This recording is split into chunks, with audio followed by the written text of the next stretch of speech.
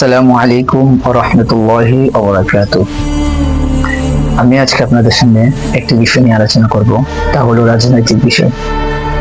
বাংলাদেশের প্রত্যেকটা রাজনৈতিক দল, প্রত্যেকটা নেতা কর্মী চায় তাদের দল যেন ক্ষমতায় আসে, কিন্তু আমাদেরকে জানতে হবে বাংলাদেশের জনতা কি চায়।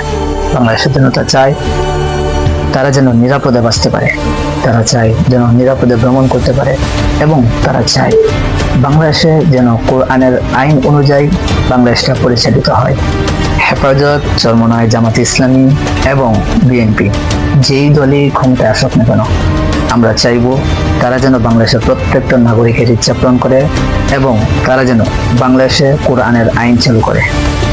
সুতরাং যেই দল বাংলাদেশকে কোরআনের আইন অনুযায়ী চালানোর প্রতিশ্রুতি দিবে, আমরা পরবর্তী সরকার হিসাবে তাদেরকে দেখতে চাই।